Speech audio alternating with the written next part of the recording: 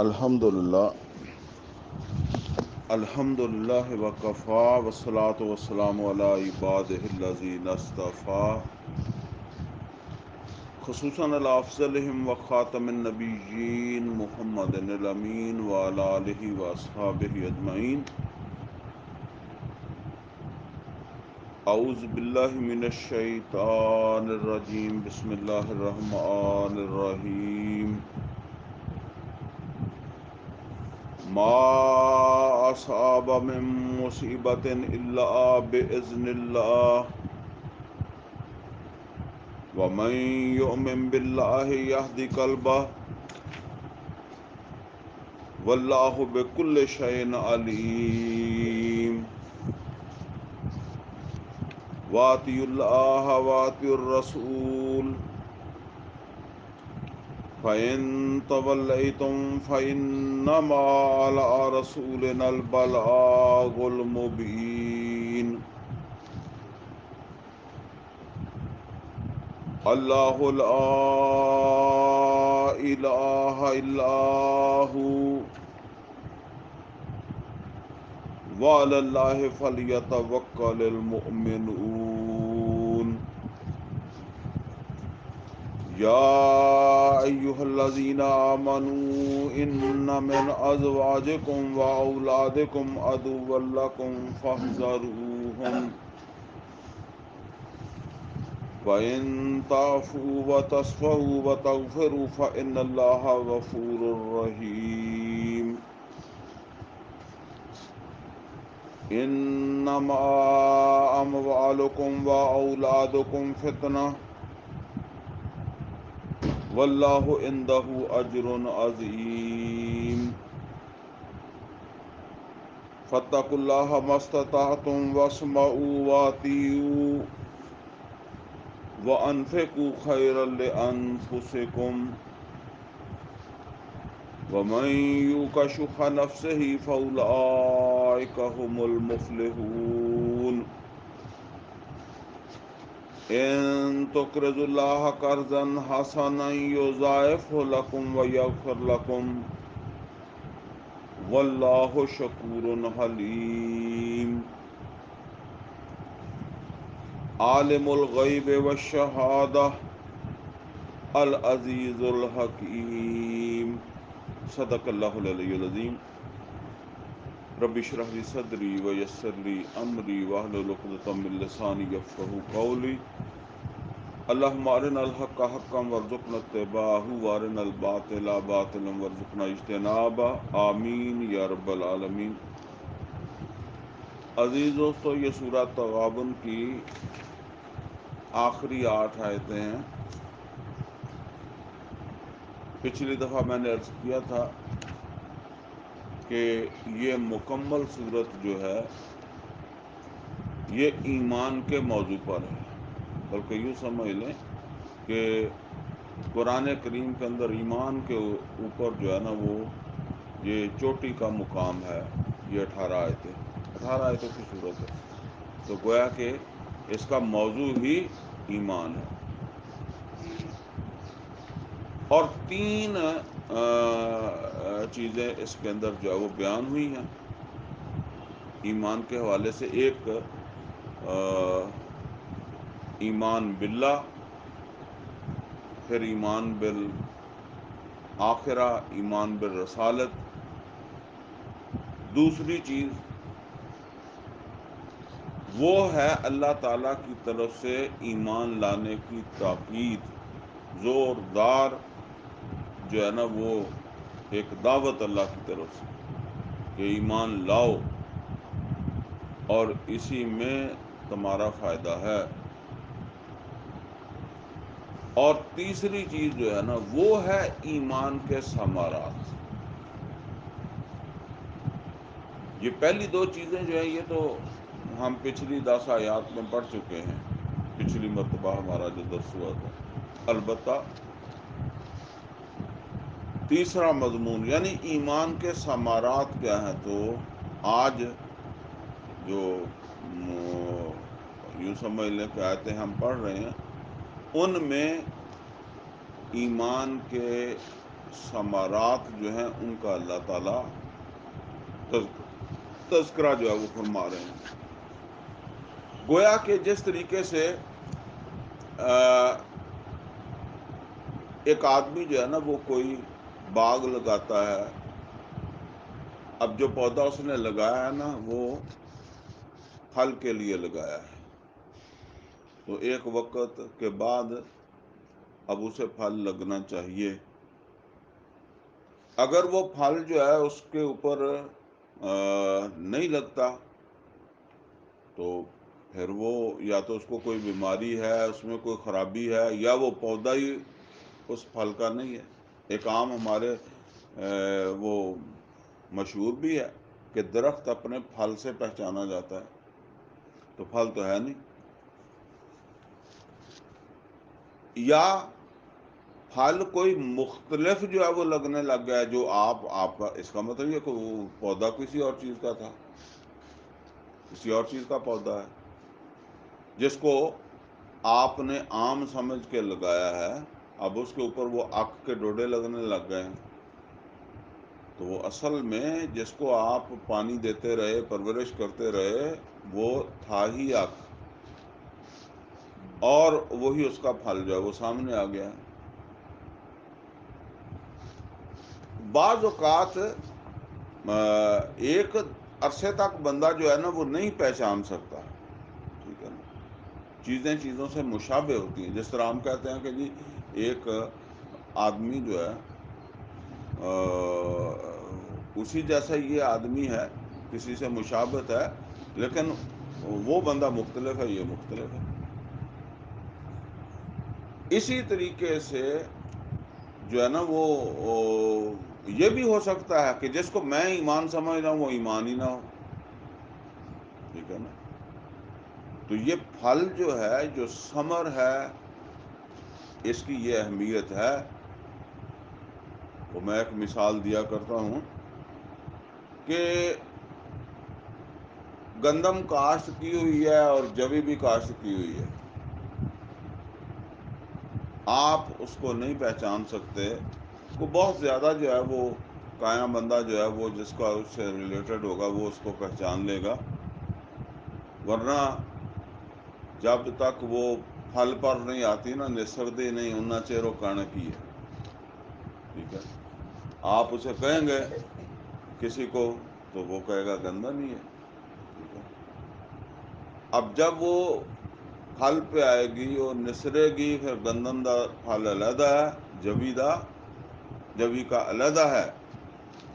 اب اس کی پہچان ہوئی ہے. یہ اہمیت ہے ایمان کے ثمرات کی، جو پیچھے ہم نے مضمون پڑھا ہے، اب اس کا آخری حصہ آ رہا ہے.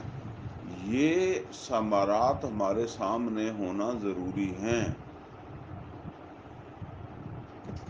اور اس میں جو ہے نا وہ 5 جو ہے وہ چیزیں اللہ نے بیان کی ہیں، یا 5 ثمرات اللہ تعالیٰ نے بیان فرمائے ہیں، جو واقعی اگر ایمان ہے تو پھر یہ اس کے نتائج نکلنے چاہیے. یہ اثرات انسان کی سیرت پر، اس کی شخصیت کے اوپر یہ اثرات جو ہے وہ مرتب ہونے چاہیے. یہ اثرات پڑنے چاہیے اس کی سوچ فکر کے اندر جو ہے، جو اللہ تعالیٰ یہاں جو ہے وہ بیان کر رہا ہے. تو 5 تو وہ چیزیں ہیں. اور اس کے بعد 3 نصیحتیں ہیں جو بہت اہم ہے اسی حوالے سے. تو اب پہلے ان کو سمجھ لیں کہ یہ جو 5 ثمرات ہیں ان میں سے پہلا ثمر کیا ہے. ایمان کا پہلا ثمر یہاں جو بیان ہوا ہے وہ ہے کہ مومن کے اندر تسلیم و رضا کی کیفیت پیدا ہونی چاہیے. تسلیم کہتے ہیں مان لینا، ہم عام کہتے ہیں نا میں نے جی تسلیم کر لیا، مان لیا. رضا راضی خوشی، مطلب راضی ہوں. ایک تو یہ ہے کہ میں نے مان لیا ہے، راضی نہیں ہوں. کئی دفعہ ایسا ہوتا ہے کہ آپ کسی کی بات مانتے ہیں، عدالت کی بات بھی مانتے ہیں، لیکن آپ راضی نہیں ہیں، تو اب ایک فیصلہ آپ نے مان لیا ہے۔ تو اللہ تعالیٰ کا جو بھی فیصلہ ہے اس کے سامنے ایک مومن جو ہے اس کی کیفیت جو ہے وہ تسلیم و رضا کی ہونی چاہیے، وہ ان کو تسلیم کرے اور راضی خوشی تسلیم کرے۔ اب یہ سمجھیں جی کہ اس دنیا کے اندر بعض چیزیں انسان کو بھگتنی پڑتی ہیں، اور اکثر و بیشتر زیادہ تر بندے کا اس میں کوئی کردار ہوتا ہی نہیں ہے۔ اب آ گئی ہے، جسے کہتے آتی ہیں، کوئی میں نے اس کے لیے کوشش بھی نہیں کی، ٹھیک ہے نا۔ اب جس طرح سیلاب آ گیا تو کوئی آ گیا، کتنے لوگ مر گئے، کتنا نقصان ہو گیا، ٹھیک ہے۔ اسی طریقے سے کوئی زلزلہ آ گیا، کوئی ویسے ہی کوئی قحط پڑ گیا، فصلیں نہیں ہوئی، ٹھیک ہے نا۔ کوئی بھی ایسی چیز جو ہے وہ کو ہو گئی ہے۔ اچھا یہ تو چلے ایک اور طرح کی بات ہے نا۔ اب آدمی جو ہے اس کے اولاد پیدا ہوئی ہے، معذور پیدا ہو گئی ہے، اس طرح کے واقعہ۔ اب اس میں بندے کا کیا قصور ہے اور اس بچے کا کیا قصور ہے؟ وہ بس مطلب یہ ہے کہ آ گئی ہے، اب اس کے حوالے سے تمہاری ذمہ داریاں وہ تم نے ادا کرنی ہے، ٹھیک ہے۔ تو یہ دنیا کے اندر جو ہے نا وہ بعض اوقات بلکہ اکثر اوقات اس طرح کے یہ ان معاملات میں جس میں بالعموم بندے کا تو کوئی کردار ہے نہیں۔ میں نے شادی کی ہے، اب میرے اولاد ہی نہیں ہوتی، آپ کہیں گے کہ جی ٹھیک ہے دوسری شادی کر لو، چلے میں دوسری شادی کر لیتا ہوں، لیکن بعض اوقات بندے میں اولاد نہیں ہوتی، ٹھیک ہے نا، پھر کیا کرے گا؟ تو بس پھر اللہ کی رضا یہی ہے، راضی رہو۔ اللہ نے تمہیں ایسا بنا دیا یا تمہیں ایسا کر دیا، ٹھیک ہے نا، تو پھر اب اچھا یہ سمجھیں جی کہ اس کی اہمیت کیا ہے۔ عام طور پر اس کی اہمیت کو ہم لوگ نہیں سمجھتے، اور نتیجہ بعض اوقات یہ نکالنے لگ جاتے ہیں کہ جی باسی پھرتے ہر کام اللہ نہیں کرنا، پھر ایسی کچھ بھی نہیں کرنا۔ یہاں جو بات ہے نا کہی جا رہی ہے، اب یہ تفصیل سے آپ سمجھیں گے، یہاں بات کا مطلب یہ ہے نہیں ہے کہ آپ کا کوئی بیمار ہے یا آپ بیمار ہیں آپ علاج نہ کروائیں، آپ علاج کروائیں اور ضرور کروائیں، ٹھیک ہے نا، لیکن وہ تو پھر بھی مر جائے گا، آج نہیں مرے گا 10 سال بعد مر جائے گا، شاید اسی بیماری میں علاج کراتے کراتے مر جائے، ڈاکٹر نہیں مرتا، پھر کیا کرو گے؟ یعنی آپ نے تو اپنا زور لگا لیا نا، اب وہ پھر مر گیا، پھر اسی طریقے سے آپ نے اپنی دکان کو جو ہے نا وہ ہر طرح سے تحفظ دیا تھا، باہر چوکیدار یہ وہ اس کا مین سوئچ آف کیا، آگ لگ گئی، کاروبار سارا جٹ گیا، فیکٹری جل گئی، اب آپ کیا کریں گے؟ آپ نے تو کر لیا، اس سے کوئی منع نہیں کر رہا کہ آپ نہ کریں۔ اب مسئلہ یہ ہے کہ جب وہ ہو گیا ہے اب آپ کیا کریں گے؟ اب تو ہو گیا، اچھا ہو جانے سے بھی یہ مطلب نہیں ہے، آپ بس میں جا رہے ہیں یا سڑک کراس کر رہے ہیں، ایکسیڈنٹ ہو گیا، آپ ڈرائیور کے اوپر جو ہے وہ کیس کر دیں، آپ اسے عدالت میں لے جائیں۔ مسئلہ یہ ہے کہ وہ جو ٹانگ کٹ گئی ہے وہ تو واپس نہیں آنی، وہ تو واپس نہیں آنی نا. اب آپ ساری زندگی یہ سوچتے رہیں گے یار میں ہوں اکلا تو نہیں زندگی کرنی ہے, لوگوں کا میرے ساتھ رویہ بدل جائے گا, ٹھیک ہے نا. وہ تو آپ نے کر لیا, اپنا زور لگا لیا, جڑا پھانسی ڈرائیور نو کرانی تھی کرا لی, ٹھیک ہے نا. ہوں اب یہ جو ہو گیا ہے میرے ساتھ, اچھا اس میں یہ بھی ضروری نہیں ہے, میری غلطی بھی ہو سکتی ہے. مثال کے طور پر میں نے دھیان نہیں کیا اور میں سڑک کے اوپر چڑھ گیا, ڈرائیور کا قصور نہیں ہے, اور ڈرائیور نے جو ہے وہ ایکسیڈنٹ تو ہو گیا, میری لات کاٹ گئی, چلو نہیں مریا تو. اب میں نے ڈرائیور کو میں نے خود معاف کر دیا کہ اس کا قصور نہیں ہے, میں نے نہیں دیکھا, میری غلطی ہے, گاڑی تو پھر تیز ہی چلتی ہے سڑک کے اوپر, میں بھاگ کے آگے آ گیا. اب ٹانگ کٹ گئی ہے نا, یہ میں سوچتا رہوں گا یار ہوں مینو کسی نے رشتہ نہیں دینا, ہوں مینو کوئی نوکری نہیں لگ سکتی, معذور ہو گیا.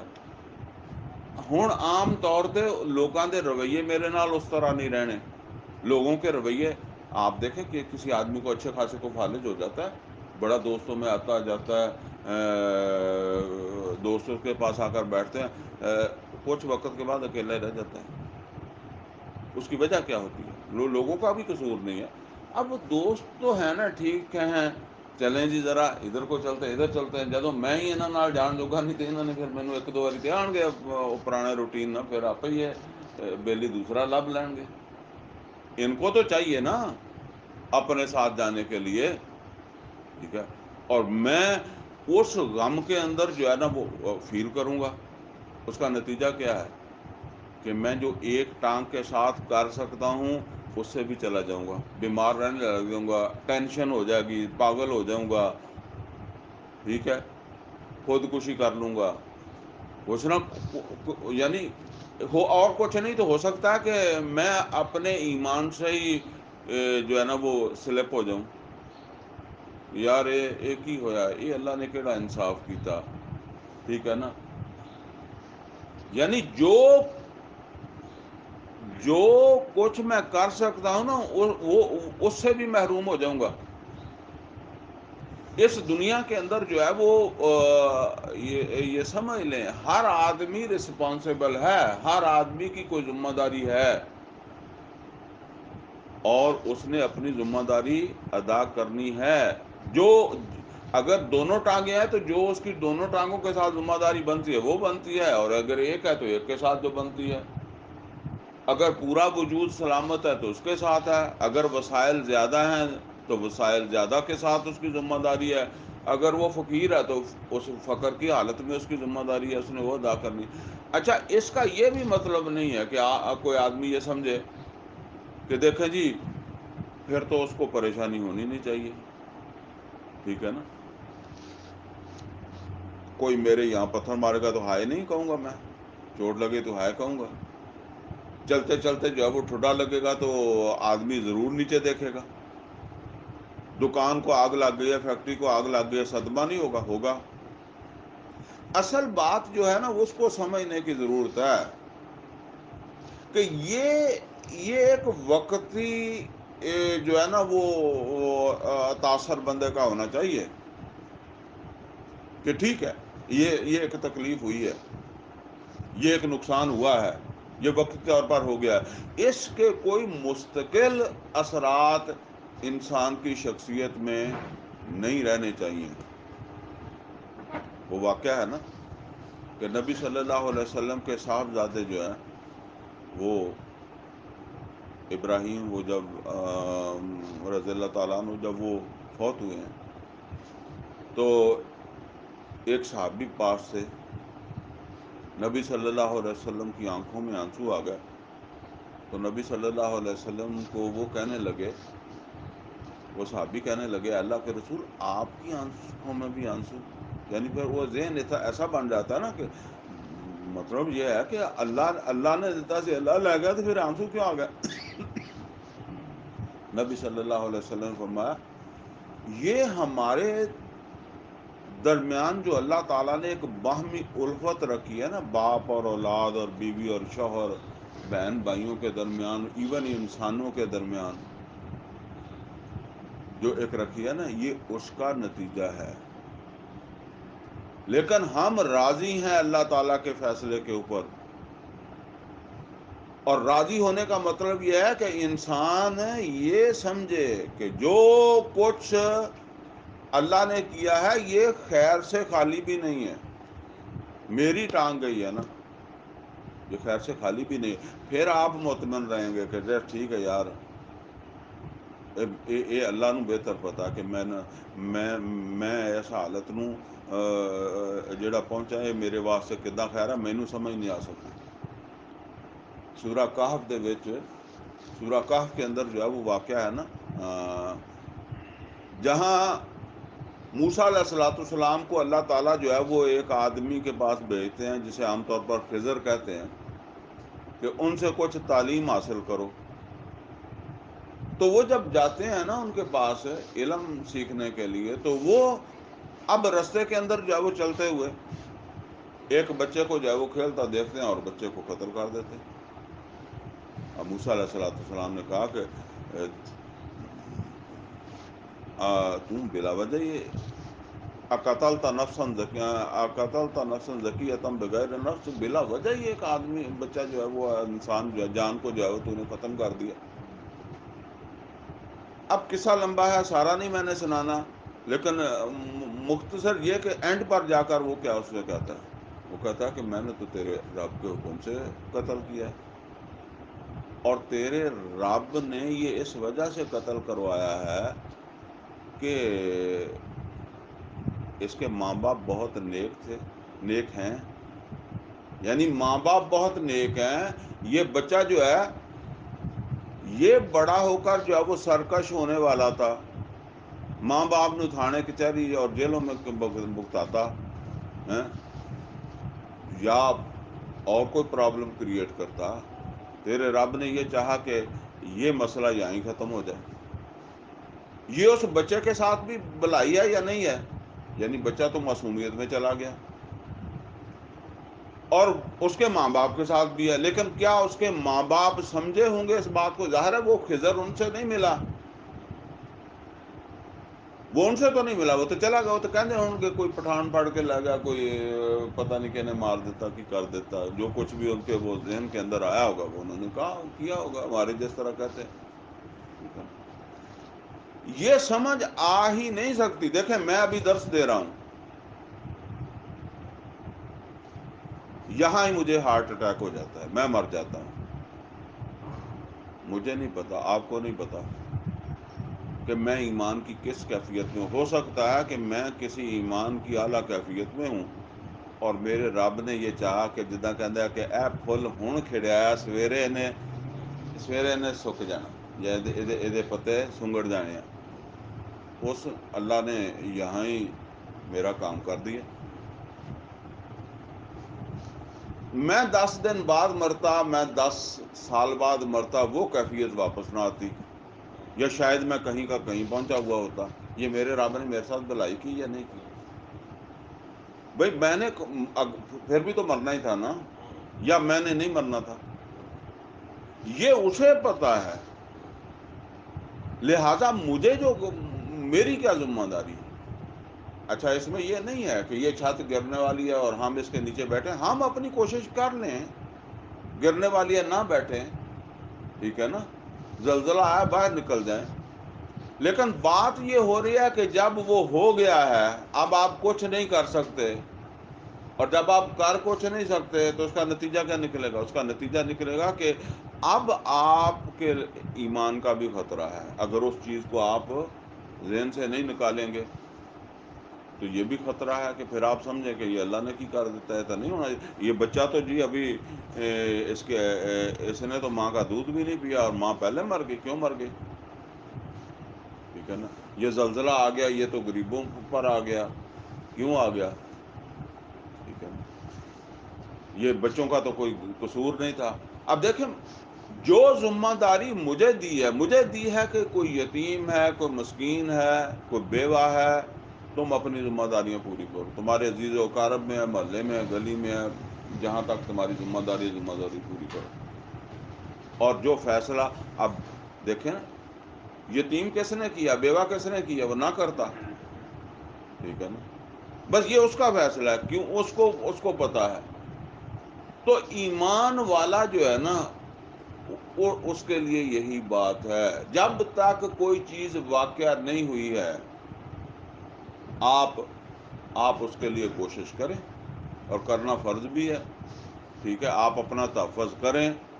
لیکن جب اور اس کے بعد بھی، ہونے کے بعد بھی، جس طرح میں نے کہا کہ آپ وہ ایکسیڈنٹ ہوا ہے تو آپ ڈرائیور کو پکڑوا دیں، پکڑ لیں، جیل کرا دیں، جو بھی سزا ہو سکتی ہے کرا دیں. لیکن جو کچھ آپ کے ساتھ ہو گیا وہ اب واپس نہیں آنے والا. تو اب آپ اسے بھولیں گے. جس طرح ہم کہتے ہیں نا کہ بندہ فوت ہو گیا تو ہن بندے نے تو واپس نہیں آنا، تسی بھولو نہ بھولو. وہ ایک واقعہ میں آپ کو سنا دوں. ہمارے محلے کے اندر جو ہے نا، وہ ایک آدمی تھے، زیادہ بیمار ہو گئے. 2 بیٹے تھے اس کے، زیادہ بڑے بھی نہیں تھے، چھوٹے بھی نہیں تھے، 9ویں 10ویں میں پڑھنے والے بچے تھے. تو اس نے محسوس کیا کہ اب میرا بچنا مشکل ہے. تو اس کے بیٹے نے بات بتائی. اس کے باپ نے جو بلایا، اس نے کہا کہ بھئی اب صورتحال یہ ہے کہ میرا تو ٹائم آخری ہے. تو دیکھو، میں مر جاؤں تو مجھے دفن کر دینا، اور 3 دن تک سوگ ہے. اور اس کے بعد بیٹھے نہ رہنا کہ جی وہ پہلے ہمارا باپ کرتا تھا. یا ظاہر ہے باپ کرتا تھا، وہ تو بچے تھے.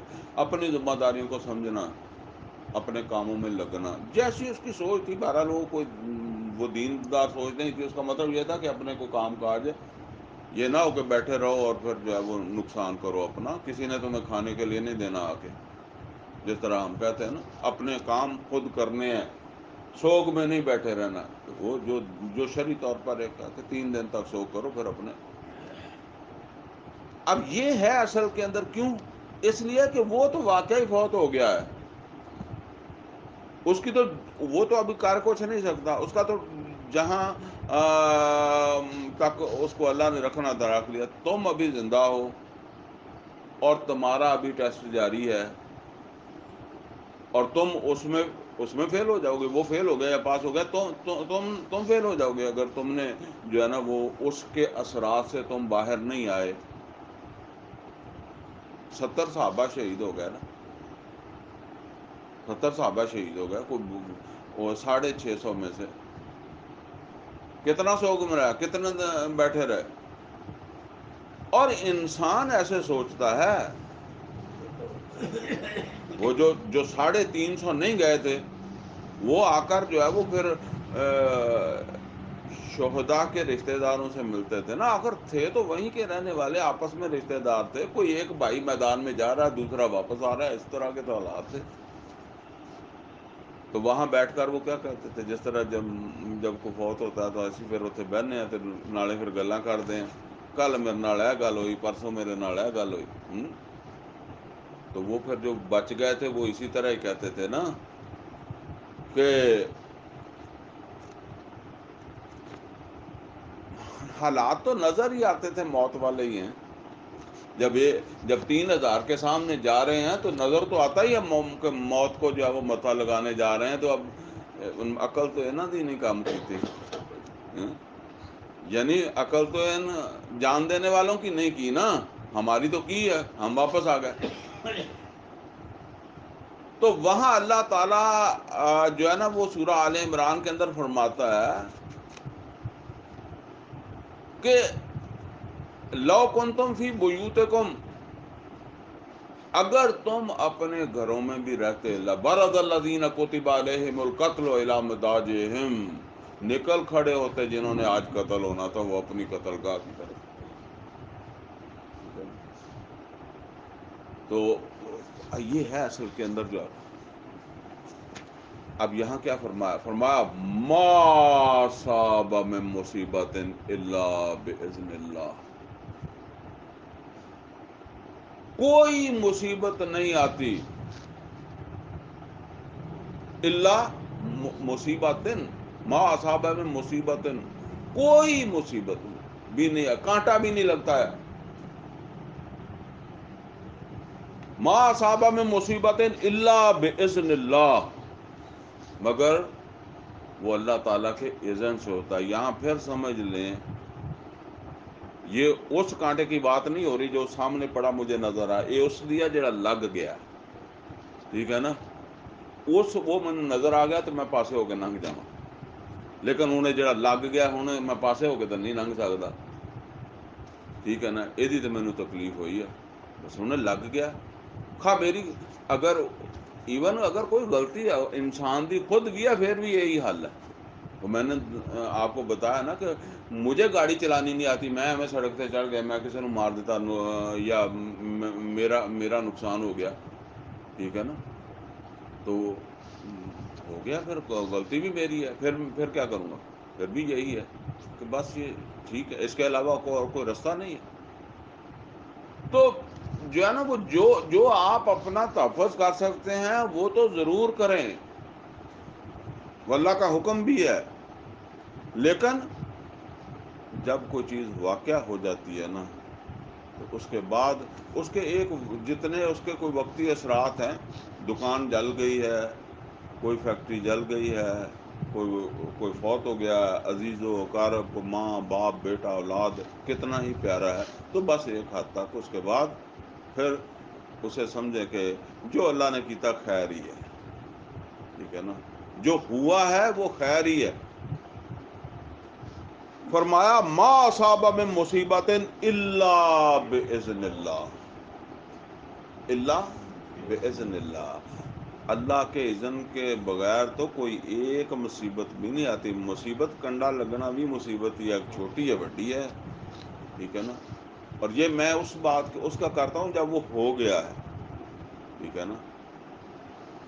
دیکھیں ایک فیملی ہے جس کے 4 بچے معذور ہیں، معذور بھی ایسے ہیں کہ وہ 4 پائی سے ہل نہیں سکتے، کوئی 22 سال کا، کوئی 24 سال کا، کوئی 28 سال کا، ٹھیک ہے، اور اس باپ کو آپ ذرا دیکھیں، وہ میرے درسوں میں اکثر آتے ہیں، شاذی مس بھی ہوں، میرے درسوں میں شرکت کرتے ہیں بڑی باقاعدگی کے ساتھ، اور اس کی ساری ذمہ داری ہے، وہ کیا کر سکتا ہے؟ وہ کوئی دکان نہیں کر سکتا، کوئی کاروبار نہیں کر سکتا، اور وہ سعودی عرب میں اچھی جاب تھی، اچھا اس کا کمانا تھا، وہاں بچے پیدا ہو گئے، یہ بھی نہیں کہ پاکستان میں پیدا، سارے بچے وہیں پیدا ہوئے، جو پیدا ہو رہا ہے معذور ہو رہا ہے، اور ایسا معذور ہو رہا ہے کہ نہ وہ سنتا ہے نہ بات کرتا ہے، بس لیٹے ہوئے ہیں، ابھی تک آج کی تاریخ تک سارے زندہ بھی ہیں، ٹھیک ہے نا۔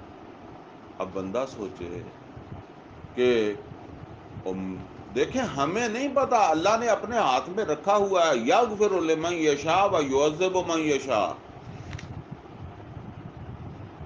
اللہ کسی بندے کو اس دنیا کے اندر جو ہے وہ کوئی ایسے حالات میں پیدا کر دیتا ہے تو اللہ ہو سکتا ہے اس کو اسی پر ہی معاف کر دے، ٹھیک ہے نا، ہاں ہو سکتا ہے ایسا نہ ہوتا تو وہ کسی اور راستے کے اوپر جو ہے وہ چلنے والا ہوتا، ٹھیک ہے، اور وہ شاید وہ اس مقام کو نہ پا سکتا، ٹھیک ہے نا۔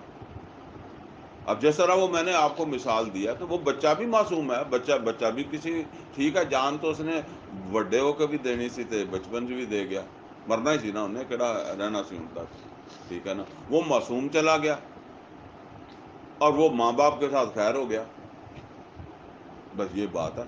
ما اصاب میں مصیبت الا باذن اللہ، اس کو لوگ گڈ مڈ کرتے ہیں، پھر مجھے یہ ریپیٹ کر کے کرنی پڑتی ہے، وہ شاید آپ کو گراں گزرے، لیکن سمجھ لیں اس کا مطلب یہ نہیں ہے کہ اب آپ اگر اپنا علاج کروا سکتے ہیں تو آپ نہ کروائیں، یا آپ سمجھتے ہیں کہ یہ چھت گرنے والی ہے تو آپ جان بوجھ کے اس کے نیچے جو ہے وہ ہو کے جو ہے وہ لیٹیں، ٹھیک ہے نا۔ وہ باسی صاحب واقعہ سناتے ہیں نا، وہ کہتے ہیں جی ایک آدمی جو تھا اس کی وہ پرانی چھت تھی نا، چھتیر جسے کہتے ہیں، وہ ڈالے ہوئے تھے. تو کوئی دوسرا بندہ اس کے پاس گیا تو اس نے کہا جی تہاڈا چھتیر جڑا نا یہ کچھ مینوں لگتا ہے بدل لو. اچھا، اس نے کہا نہیں ٹھیک ہے. اچھا، کچھ عرصے کے بعد وہ دوبارہ گیا اس کے پاس. تو اس نے کہا کہ وہ چھتیر پہلے سے نیچے آ گیا تھا، یعنی درمیان چ وہ ٹوٹا نہیں سی، لف گیا سی. اس نے کہا یار تیرا چھتیر جڑا نا یہ خطرناک ہے، یہ نیچے آ گیا. وہ کہنے لگا نہیں یہ رکوع میں چلا گیا. اس نے کہا خیر رکوع دی تو کوئی بات نہیں، سجدے چ نہ چلا جائے. ٹھیک ہے نا، یہ سجدے چ بھی جا سکتا. وہ جدوں تمہیں دسدا بھی سجدے چ جان والا تو تسی پھر وہ تو بچ جاؤ. ٹھیک ہے نا. یہ نہیں کہ تسی پہلا کہہ دو کہ جو ہونا وہ اللہ نے ہونا. نہیں، یہ بات وہ ہے جب آپ نے تو اپنا جو کرنا تھا کر لیا. ٹھیک ہے نا، اب وہ ہو گیا ہے. یا خواہ آپ سے کوئی غلطی بھی ہو گئی، چلیں وہاں اچھا نہیں بھی آپ نے 4 بجے اٹھائی، وہاں سے پھر مار گئے، پھر کیا کرو گے؟ پھر بھی اینڈ یہی ہے کہ چلو ٹھیک ہے جی، اب نہ تو چھتیر اتنے واپس جانا جنہوں اسی بدلی ہے، اب تو جو ہونا تھا ہو گیا. تو پھر بھی اسی میں تحفظ ہے. ما اصاب میں مصیبت الا باذن اللہ. آگے کیا ہے؟ فرمایا ومن یؤمن باللہ یہدی قلبہ. جو ایمان والا ہوتا ہے اللہ اس کے دل کو رہنمائی دے دیتا ہے، یہ بات سمجھا دیتا ہے کہ اب چھڑ کھیڑا، جیڑا کچھ ہونا سی ہو گیا. یہ اللہ کا ہی اذن تھا، اور واقعی اللہ کے اذن سے بغیر نہیں ہوا. ٹھیک ہے نا. تو وہ بندے کا دل تسلیم کرے کہ یہ اللہ نے چاہا، جو چاہا ہو گیا. ٹھیک ہے نا. جو نہیں ہوا وہ اللہ نہیں چاہا کہ نہیں یہ نہ ہو. اب اس میں کیا خیر ہے کیا شر ہے یہ ہمارے شاید سمجھ میں نہ آئے. تو وَمَن يُؤْمِن بِاللَّهِ يَهْدِ قَلْبَهُ. اور جو ایمان والا ہو یا جو ایمان والا ہے اس کے دل کو اللہ یہ بات سمجھا دیتا ہے. واللہ بکل شیء علیم. یہ ہے وہ بات کہ تمہاری سمجھ میں تو آ نہیں سکتا کہ یہ بچہ جو ہے وہ آج ہی پیدا ہوا ہے، ماں آج ہی مر گئی ہے. یہ پتہ نہیں کیا ہے اب اس کی یہ کس طرح اس کی زندگی گزرے گی. ٹھیک ہے نا. واللہ اللہ کو پتہ ہے کہ اس کی زندگی کیسے گزرے گی، آسانیوں میں گزرے گی، سختیوں میں گزرے گی. اس لیے کہ وہ جو اس کو موت آئی ہے نا وہ اللہ کے اذن ہی سے آئی. اچھا، اس مضمون کو جو ہے وہ سورہ الحدید میں اور تفصیل سے اللہ تعالیٰ نے بتایا. فرمایا ما اصاب من مصیبت فی الارض ولا فی انفسکم. کوئی مصیبت نہیں آتی نہ تمہارے وجود پر نہ زمین پر بھی کہیں. ما اصاب من مصیبت فی الارض ولا فی انفسکم الا فی کتاب من قبل ان نبرأها. اور وہ تو ہم نے پہلے سے ایک کتاب میں لکھی ہوئی تھی. ان ذالک علی اللہ یسیر. یہ ہمارے لیے بہت آسان ہے. ہماری مجلس آج لگی ہے نا، جب یہ شہر آباد بھی نہیں ہوا تھا. ٹھیک ہے نا. یہاں کوئی بستی نہیں ہوگی یا کوئی انسان نہیں ہوگا. اللہ کے علم میں اس وقت بھی یہ بات تھی کہ فلاں موقع کے اوپر اتنا عرصہ بعد یہاں آبادی شروع ہوگی اور یہاں ایک مجلس لگے گی. ٹھیک ہے نا. اور اس میں یہ لوگ جو ہے وہ شریک ہوں گے. یہ اللہ کے علم قدیم میں ہے. ان ذالک علی اللہ یسیر. یہ تمہیں مشکل لگتی ہے یہ بات کہ جی انسان تو جی پیدا نہیں ہوا، بچہ جی بچہ ہے اور پہلے پتہ لگ گیا کہ جی بڑا ہو کے اداں کرے گا. ان ذالک علی اللہ یسیر. یہ اللہ کے لیے بہت آسان ہے.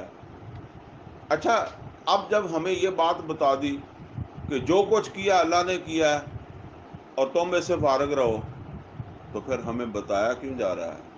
لِكَيْ لَا تَعْسَوْا عَلَىٰ مَا فَاتَكُمْ. تاکہ تم زیادہ افسوس نہ کیا کرو جب تمہارا کچھ فوت ہو جائے. یہ میں نے تمہارا کچھ فوت ہو جائے اس لیے کہا ہے کہ فوت صرف بندہ نہیں ہوتا. وہ کہتے ہیں جی میری نماز فوت ہو گئی، کوئی جو ہاتھ سے نکل گیا جس کو آپ سمجھتے تھے کہ یہ میرے لیے جو ہے وہ ایک اثاثہ ہے، میرا بیٹا بھی ہو سکتا ہے، میری بیوی بھی ہو سکتی ہے، میرے ماں باپ بھی ہو سکتے ہیں، میری دکان بھی ہو سکتی ہے، میری فیکٹری بھی ہو سکتی ہے، کوئی چانس جسے کہتے ہیں جی چانس ہاتھوں نکل گیا، ٹھیک ہے نا، کوئی تمہارا جس کو تم نے سمجھا کہ یہ میرا جی نقصان ہے، تو فرمایا کہ لکئی لا تاسوا علی ما فاتکم، تمہارا کچھ بھی نقصان ہو جائے، کچھ بھی تمہارے ہاتھ سے نکل جائے تو زیادہ افسوس نہ کرو، کو تھوڑا جا تو ہونا ہی ہے. وہ تو کنڈا بھی لگے گا تھلے پیرل تو دیکھے گا کہ لگا کی لگا کیوں لگا. لکئی لا تاسوا علی ما فاتکم ولا تفرحوا بما آتاکم. اور یہ اصل میں یہ جو یہاں مصیبہ ہے نا، یہ وہ صرف ہم پریشانی کو کہتے ہیں، اصل میں وہ ہے جو اللہ کی طرف سے آ گئی. اب اسی طریقے سے اللہ تعالیٰ جو ہے نا وہ اگر کوئی مہربانی کرتا ہے تو اس پر بھی ایک درجے میں تو خوشی ہوتی ہے جب بیٹا پیدا ہوتا ہے، شادی ہوتی ہے، کاروبار اچھا چلتا ہے، نوکری مل گئی ہے، خوشی ہے، لیکن اس کی بھی ایک حد ہی ہے. جس طرح ایک نقصان کی ہے نا کہ فوت ہو گیا تو پھر تو نہ تو یہ ہے کہ وہ کوئی صدمہ تمہیں جو ہے نا وہ تمہاری اپنی وہ ذمہ داری یا اپنی حیثیت یا اپنے فرائض جو ہے اس سے غافل کرے، نہ کوئی خوشی تمہیں جو ہے نا وہ اس غفلت میں جو ہے وہ ڈال دے. میں وہ عام طور پر کہا کرتا ہوں کہ جدن کسی دا کوئی مر جاوے ادن دیا نمازاں بھی معاف تھے، جدن کسی دا بیاہ ہوئے ساڈے گھر چوں اس گھر والوں دیا ادن دیا نمازاں بھی معاف. تو نہ کسی خوشی میں نہ کسی غم میں. تو فرمایا کہ لکئی لا تاسوا علی ما فاتکم ولا تفرحوا بما آتاکم ان اللہ لا یحب کل مختال فخور. فخر میں آ جانے والے، اپنے آپ کو بڑے سمجھنے والے، اللہ ان سے محبت نہیں کرتا. اس لیے تم کو سمجھا رہا ہوں کہ تم کہیں ان لوگوں میں داخل نہ ہو. تو یہ پہلے کیا ہے؟ تسلیم و رضا. اللہ تعالیٰ کی جو رضا ہے اس پہ راضی، جو ہو گیا ہے. اور اگر جو چیز ابھی واقعی نہیں ہوئی اس کے حوالے سے آپ اپنا تحفظ کریں، اس کے لیے بہتری سوچیں، کوشش کریں، اور وہ بھی فرض ہے، ٹھیک ہے نا. وہ بھی قرآن کریم میں فرمایا اعدوا لهم ما استطعتم من قوة ومن رباط الخیل ترہبون به عدو اللہ وعدوکم. یہ نہیں ہے کہ تسی ہن کوئی بیمار کردا ہو گیا تے پیسے خرچن دے مارے کہو جی اللہ نے زندگی رکھی ہے تو بچ ہی جانا. وہ ساڈے عام طور تے ہے نا، وہ ٹھیک ہے اپنی جگہ گل ہے کہ شفا تے سواہ تو بھی ہو جاندی ہے، ٹھیک ہے، لیکن یہ نہیں کہ سواہ تو شفا لیندے رہو، جس اپنی حیثیت دے مطابق کوشش کرو، ٹھیک ہے نا. باقی وہ انہیں اگر سواہ تو دینی تو سواہ تو دے دے گا. اللہ باذن اللہ ومن یؤمن باللہ یہد قلبہ واللہ بکل شیء علیم. یعنی تسی یہ پریشانی کرو ہی نہ، انہوں پتہ ہے انہیں جو کیتا ہے یہ کی خیر ہے کی اشارہ انہوں پتہ، ٹھیک ہے نا. بس ہوں تسی انہوں بھگتنا ہے، انہوں بھگتو اس طرح جس طرح اللہ نے کیا، ٹھیک ہے نا. جو ہو گیا وہ انجوائے کرو، جدا کہندے ہیں نا کہ انہوں اللہ کا حکم سمجھ کے سمجھو کہ میرے مالک نے مینوں ایسا حال سے رکھے تو بس ہوں میں یہی میرے واسطے بہتر ہے، مینوں بھاویں سمجھ نہیں آئی. دوسری کیا ہے؟ یہ تو وہ چیزیں تھیں نا کہ جو ہمارے بس میں ہی نہیں ہیں، آ گئی ہیں اور اب ہم نے بھگتنا ہے جسے کہا. اب جو ہم نے کرنا ہے وہ کیا ہے؟ فرمایا وَأَطِیعُوا اللَّهَ وَأَطِیعُوا الرَّسُولَ. تم اطاعت کرو، یعنی دوسرا ثمر کیا ہے؟ اللہ اور اس کے رسول کی اطاعت. اب یہ وہ ایک چیز ہے جو اللہ کا فیصلہ ہے، آ گیا ہے. اب دوسرا کیا ہے کہ ہمیں میں نے کیا کرنا تمہارے لیے؟ یہ ایک اللہ اور اللہ کا رسول اطاعت کرو، زندگی گزارو. تمہارے ہاتھ، پاؤں، دماغ، تمہاری فکر، سوچ جد و جہد کوشش وہ ہونی چاہیے اللہ اور اس کے رسول صلی اللہ علیہ وسلم کی اطاعت، اس میں تمہاری زندگی جو ہے وہ گزرنی چاہیے. یہ دوسرا ثمر ہے.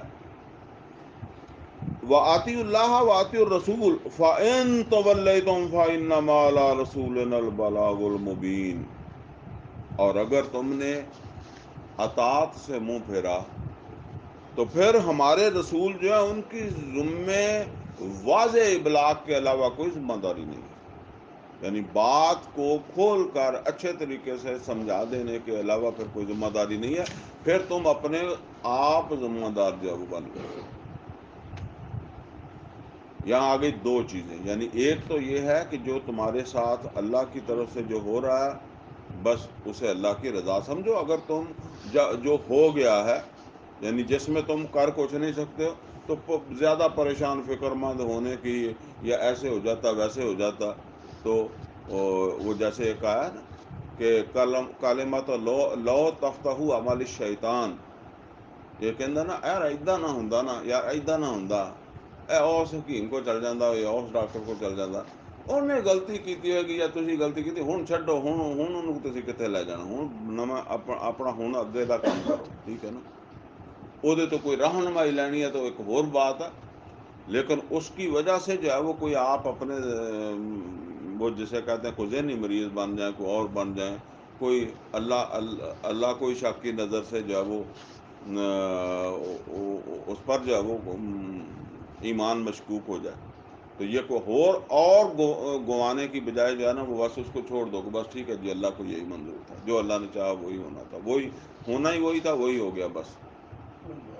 اور تم اب جو تم نے کرنا ہے وہ کیا؟ آتی اللہ و آتی الرسول. اگر تم اطاعت سے باہر نکلے یا پھر گئے، اس کا لحاظ نہیں کیا تو پھر رسول کی ذمہ داری تو ختم ہوگی، کیونکہ انہوں نے تمہیں سمجھانا ہی تھا واضح طور پر. اب تم خود اپنے ذمہ دار ہو. تیسرا ثمر کیا ہے؟ یعنی اگر ایمان انسان کے اندر پیدا ہو گیا تو تیسرا ثمر کیا ہے؟ تیسرا ہے جی اللہ پر توکل اور اعتماد. اللہ پر توکل اور اعتماد. اللہ پر توکل کا مطلب کیا ہے؟ اللہ پر توکل کا مطلب یہ ہے کہ جب ہم نے اللہ کے رسول صلی اللہ علیہ وسلم، اللہ اور اس کے رسول کی اطاعت میں زندگی گزارنی ہے نا، تو قدم قدم پر ہمیں مختلف طرح کی صورتحال سے واسطہ پڑے گا. عام طور پر ہم نے دین کا جو تصور اب رکھا ہوا ہے نا وہ ہے مسجد تک. مسجد کے دروازے کے بعد دین ختم ہو گیا، مسجد کے اندر دین رہا. ٹھیک ہے نا.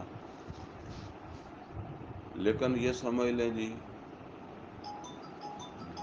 نبی صلی اللہ علیہ وسلم نے اپنی پوری زندگی دین کے مطابق گزاری ہے، اور یہ پوری زندگی جو ہے یہ ہمیں دین سمجھانے کے لیے ہی اللہ نے اس کو اسوہ قرار دیا ہے. دیکھیں میں وہ عرض کیا کرتا ہوں کہ نبی صلی اللہ علیہ وسلم نے مکہ چھوڑا جہاں ایک نماز 1,00,000 نماز کا ثواب ملتا تھا نا. تو نبی صلی اللہ علیہ وسلم کو نہیں پتا چلا کہ میں مدینے جاؤں گا تو 1,00,000 کا ثواب تو نہیں لبدا.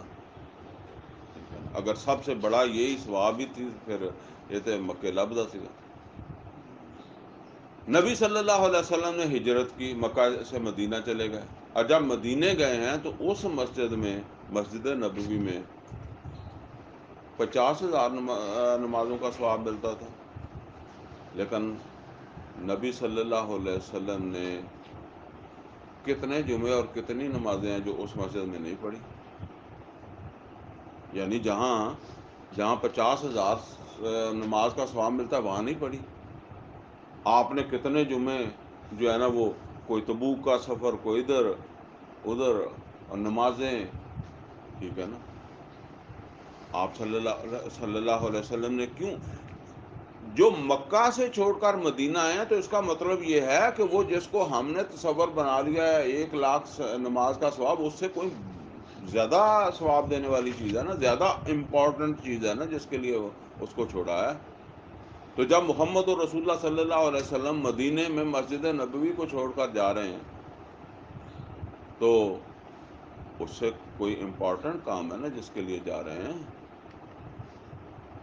پھر آپ دیکھیں سیدنا ابو بکر صدیق رضی اللہ تعالیٰ عنہ، ان کا دارالخلافہ مدینہ رہا، عمر فاروق رضی اللہ تعالیٰ عنہ کا دارالخلافہ مدینہ رہا، عثمان رضی اللہ تعالیٰ عنہ کا دارالخلافہ مدینہ رہا۔ پھر جب علی رضی اللہ تعالیٰ عنہ کا دور خلافت آیا تو علی رضی اللہ تعالیٰ عنہ نبی صلی اللہ علیہ وسلم نے ان کی پرورش کی، آپ کے گھر میں انہوں نے پرورش پائی، بچپن سے لے کر جوانی تک آپ سے علم سیکھا نا۔ تو انہوں نے شہر مدینہ کو دارالخلافہ کی بجائے جو ہے وہ چھوڑ کر کوفہ میں جا کر جو ہے وہ بیٹھ گئے، جہاں وہاں وہ اس لیے گئے تھے وہاں نمازوں کا ثواب زیادہ ملتا ہے۔ وہاں کوفے کی نماز تو ہو جائے جی تسی اصل پر پڑھ لی ہو جی کوفے پڑھ لی، ٹھیک ہے نا۔ تو وہ انہوں نے اس بات کو پیش نظر کیوں نہیں رکھا؟ یعنی جس طرح نبی صلی اللہ علیہ وسلم مکہ چھوڑ کر مدینہ آ گئے، علی رضی اللہ تعالیٰ عنہ مدینہ چھوڑ کر کوفے چلے گئے، تو کوئی ان کی نظر میں یا ان کو ان باتوں کا نہیں پتا تھا جڑا سانو ہن پتہ لگا۔ وہ یہی اصل کے اندر وجہ ہے کہ ہماری ہم ایک یا تو کوئی مدرسہ بنا لیا تے بس اتنے ہی پگڑیاں بن کے تے وہ بنا کے تے انہیں سمجھا کہ جی بس سارا کچھ ہو گیا ہے، سارے تقاضے پورے ہو گئے، ٹھیک ہے۔ یا کوئی مسجد بنا لی، اپنا ثواب ہے مسجد کا اپنی جگہ، لیکن اس کو اسی جگہ پر ہی رکھیں جہاں وہ ہے۔ دین تو اصل کے اندر محمد رسول اللہ صلی اللہ علیہ وسلم کی پوری زندگی جو ہے اس کو اسوہ مان کر اس میں نبی صلی اللہ علیہ وسلم کی اطاعت کرنا ہے، اللہ کی اطاعت، اللہ کے رسول کی اطاعت کا یہ مطلب ہے۔ اچھا، جب آپ تصور یہ رکھیں گے نا تو پھر آپ کو ان چیزوں کا اس کی سمجھ آئے گی۔ ورنہ تو کی ہے، نہا دھو کے ٹوپی پاؤ، جب پگڑی بنو، مسجد نماز پڑھ کے 5 بجے ٹائم آ جاؤ تو بس ٹھیک ہے، پھر اللہ تے توکل دی ایڈی کوئی کہدی لوڑ ہے۔ پھر آپ کو جب یہ باقی جو دین کا تصور ہے وہ ایک جامعہ تصور نبی صلی اللہ علیہ وسلم کی جو پوری حیات سے ہمارے سامنے آتا ہے، جب اس کو سامنے رکھیں گے تو پھر قدم قدم پر اللہ پر توکل کی ضرورت پڑے گی، ٹھیک ہے نا۔ اور اس میں اللہ تعالیٰ کی طرف سے کیا ہے، اس میں بات وہی ہے جو پیچھے کہہ گئے، تم اپنی پوری کوشش کرو کسی کام کو انجام دینے کے لیے۔ آپ یہ سمجھ لیں کہ جی میں نے 100% جو بھی تقاضے تھے پورے کر لیے، اب کیا کروں؟ تقاضے 100% بھی پورے کر لیے ہیں تو یہ سمجھو کہ کامیابی تو ہوگی، اللہ چاہے گا تو، ٹھیک ہے نا۔ اور دوسری طرف کیا ہے کہ پوری کوشش کے باوجود جو تقاضے ہیں وہ پورے ہو سکے ہیں 25%، اب کام کیسے ہوگا 25% کے ساتھ؟ تو اللہ پر توکل کرو کہ اللہ اس 25% میں وہ برکت پیدا کر دے گا، یہ 100% بھی ہو سکتا ہے۔ یہ ہے وہ سبق جو بدر سے آپ کو ملے گا، جو تبوک سے ملے گا۔ باقی نیچے آپ جہاں بھی لیں وہ تو یہ بھی ہے کہ اللہ پر ہی بھروسہ کر کے گھر سے نکلنا چاہیے، رستے میں ایکسیڈنٹ بھی ہو سکتا ہے، درس پہ جا رہا ہوں جی رستے میں کچھ بھی ہو سکتا ہے، تو اللہ چاہے گا تو پہنچ جائیں گے، ٹھیک ہے نا۔ میری اپنی نیت جانے کی ہے۔ کبھی ایسا نہیں آپ نے سنا کہ جی بندہ نماز پڑھنے جا رہا رستے میں ہارٹ اٹیک ہوا؟ میرے تو ایک اس طرح ہوا ہے ہمارے شہر کے اندر، بندہ گھر سے نماز جا رہا، نماز مسجد بھی زیادہ دور نہیں تھی، اور مسجد کے قریب ہی ہارٹ اٹیک ہوا، وہیں بہت ہو گیا۔ تو اللہ کے توکل کے بغیر تو کچھ بھی نہیں۔ لہذا جتنا وہ تصور واضح ہوگا نا دین کا تو اتنا ہی پھر اس کی اہمیت سمجھ آئے گی کہ اچھا یہ خرابی کہاں ہوتی ہے؟ خرابی یہ ہوتی ہے کہ جب یہ توکل کی بات کرتے ہیں تو دوسرا آدمی پھر یہ سمجھتا ہے جی پھر ہمیں کرنے کی ضرورت کیا ہے، کار تو اللہ نہیں دینا ہے، اگر اللہ نے کرنا تو پھر ہمیں کیا کرنے کی ضرورت ہے، پھر ہم اسی طرح، یہ گمراہی ہے۔ اللہ نے خود فرمایا اعدوا لہم ما استطعتم من قوۃ ومن رباط الخیل ترہبون بہ عدو اللہ وعدوکم، تم پوری کوشش کرو، پوری تیاری کرو، ٹھیک ہے نا۔ وہ ایک شعر میں کہا نا کہ توکل کا یہ مطلب ہے کہ خنجر تیز رکھ اپنا، پھر اس کی تیزی کو مقدر کے حوالے کر، اور کھنڈی چھری لے کے یہ جڑا نا کھنڈی تلوار لے کے تے تر گیا، یا بندوق چلتی نہیں گی تے ہاں؟ آپ اپنی طرف سے پورا ساز و سامان جو ہے وہ تیار کریں، اگر وہ 25% ہے تو اللہ اس کو 100% کرنے پر قدرت رکھتا ہے، اور اگر وہ 100% ہے تو اللہ تعالیٰ اس میں 25% کی تاثیر پیدا کر دے گا، اور 100% 25% ہی رہ جائے گا، ٹھیک ہے نا۔ بس یہ توکل کا مطلب یہ ہے کہ کبھی اپنی قوت بازو، اپنی صلاحیتیں، اپنی نفری، اپنے وسائل، اپنی منصوبہ بندی، اس کو رب کے مقابلے پر نہیں لانا۔ جب ہم اس پر توکل کرنے لگ جائیں گے، یہ توکل اصل میں زبان سے نہیں ہے، دل سے ہے، دل مانے کہ ہاں نہیں ہو سکتا ہے، یہ اللہ چاہے گا ہی تو ہوگا، ٹھیک ہے نا۔ دل اس بات کو تسلیم کرے کہ جو کچھ بھی ہوگا وہ اللہ چاہے گا تو ہوگا، اور ویسے وہ اگر بظاہر اس کے تقاضے پورے ہو گئے پھر تو بندہ جو ہے وہ سمجھ تو یہ رہا ہے کہ جی ہے ساری تیاری مکمل ہے، کام تو ہو جانا۔ وہ ساتھ چونکہ مسلمان ہے تو کہہ بھی دے کہ جی اگر اللہ چاہے گا، تو اصل میں توکل تو یہ ہے کہ ہمارا دل مانے کہ یہ مجھے ہار اب بھی ہو جائے گی جبکہ ہار کا کوئی امکان نہیں ہے، اور مجھے جیت اب بھی ہو جائے گی اگرچہ جیت کا کوئی بظاہر امکان نہیں ہے، کیونکہ میں نے پورے اخلاص کے ساتھ اپنی پوری کوشش جو ہے وہ کر لی ہے۔ یہ ہے جی اصل کے اندر۔ وہ نبی صلی اللہ علیہ وسلم سے کے پاس مسجد نبوی میں ایک صاحب آئے، اور انہوں نے آ کر جو ہے نا وہ آپ سے مخاطب ہوئے۔ نبی صلی اللہ علیہ وسلم نے پوچھا، باہر سے آئے تھے، شہر سے نہیں تھے، تو نبی صلی اللہ علیہ وسلم نے پوچھا کہ کس طرح آئے ہو، یعنی اونٹ پر، گھوڑے پر، یا پیدل کیسے آئے ہو؟ تو انہوں نے کہا جی میں اونٹ پر آیا ہوں، سواری اونٹ کی ہے۔ تو فرمایا کہ اونٹ کی طرح کا باہر کھڑا ہے، فرمایا اس کو باندھا ہے، یعنی ایسا نہ ہو کہ تو جب جائے تو وہ ادھر ادھر نکل جائے، پھر تو ڈھونڈتا پھرے گا یا پریشان ہوگا۔ تو اس نے کہا جی بس اللہ پر توکل کیا ہے، چھوڑ دیا ہے، کھڑا کر دیا، نہیں جانا، جدا کہنا بس جی اللہ تے چھڑ نہیں جانا، کتے نہیں جانا۔ نبی صلی اللہ علیہ وسلم نے فرمایا کہ یہ توکل نہیں ہے، جاؤ اس کو اچھے طریقے سے باندھو، پکا کرو، تسلی کر لو کہ نہیں کھلے گا، لیکن یقین دل میں تمہارے یہ بات ہو کہ اگر اللہ نے کھولنا ہے تو پکا بھی کھول دے گا، ٹھیک ہے نا۔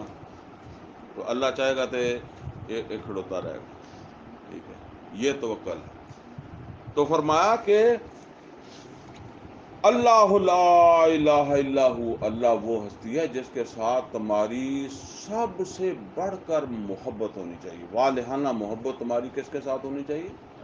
اللہ کے ساتھ ہونی چاہیے۔ اور اللہ کے ساتھ محبت ویسے دوسری جگہ پر آیا نا کہ والذین آمنوا اشد حبا للہ، جو ایمان والے ہوتے ہیں ان میں سب سے زیادہ شدید محبت اللہ کی ہوتی ہے۔ تو یہاں اب اس محبت کا مظہر کیا ہے؟ اس کی محبت کا مظہر یہ ہے کہ وَعَلَى اللَّهِ فَلْيَتَوَكَّلِ الْمُؤْمِنُونَ، مومنوں کو تو پھر اللہ پر ہی توکل کرنا چاہیے، یعنی کام ذمہ داری نبھاتے ہوئے اللہ اور اس کے رسول کی اطاعت میں کہیں بھی کسی بھی مرحلے میں تمہارا اللہ سے توکل نہیں ہٹنا چاہیے۔ کبھی کوئی وسائل، کوئی افرادی قوت یا کوئی دوسری چیز جو ہے نا وہ اس پہ توکل نہیں ہونا چاہیے، اس کو تم نے استعمال کرنا ہے اور اس کو مہیا کرنے کی پوری کوشش کرنی ہے۔ تین چیزیں جی، تین ثمرات ہم نے پڑھے۔ چوتھا ثمر کیا ہے؟ فرمایا یا ایھا الذین آمنوا ان من ازواجکم و اولادکم عدوا لکم، یہ چوتھا ثمر ہے انسانی رشتوں کو نبھانے میں احتیاط۔ اچھا جی، یہ رشتے جو ہے نا، ان میں سب سے زیادہ رشتہ جو ہے نا وہ کلوز رشتہ ہوتا ہے میاں بیوی اور اولاد کا، ٹھیک ہے؟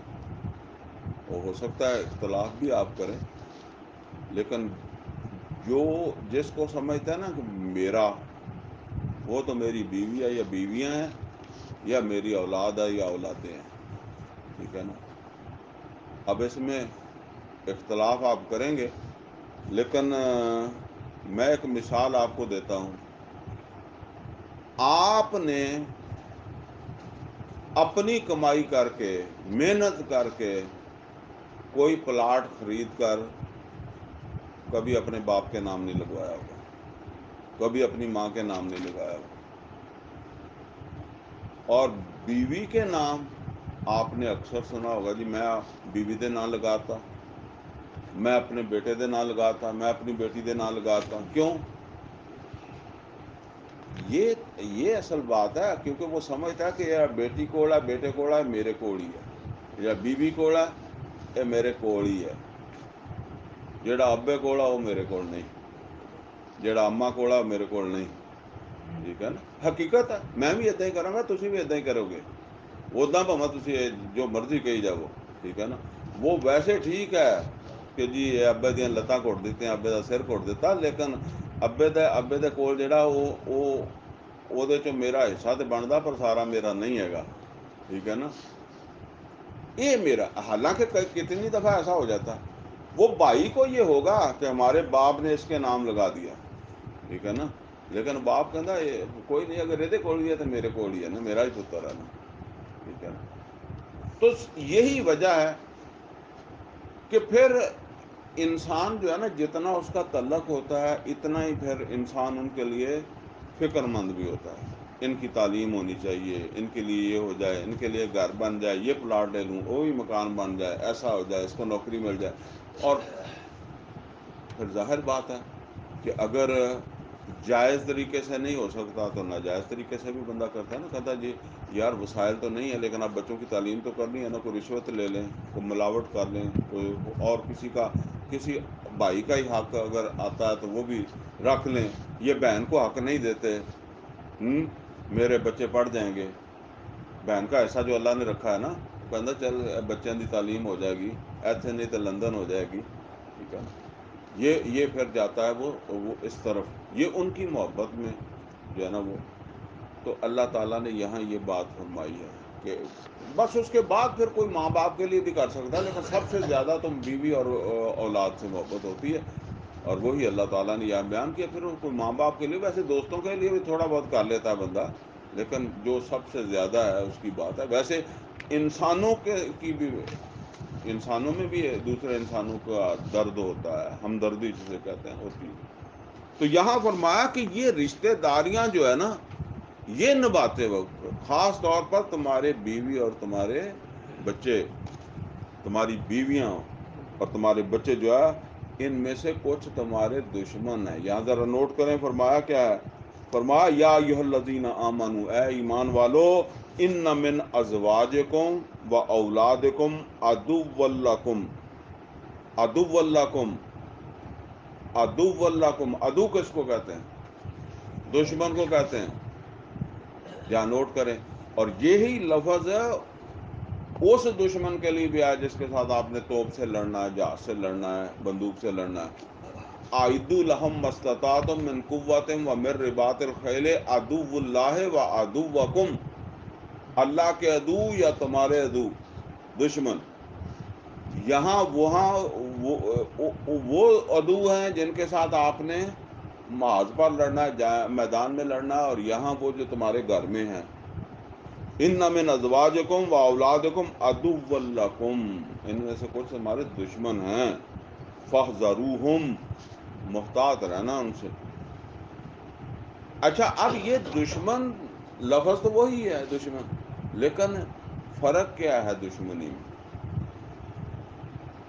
فرق یہ ہے کہ ان کو اس طرح کا دشمن نہیں بنانا جس کے ساتھ پھر جو ہے نا وہ تلوار یا بندوق کے ساتھ جو ہے وہ تم لڑائی کرتے ہو.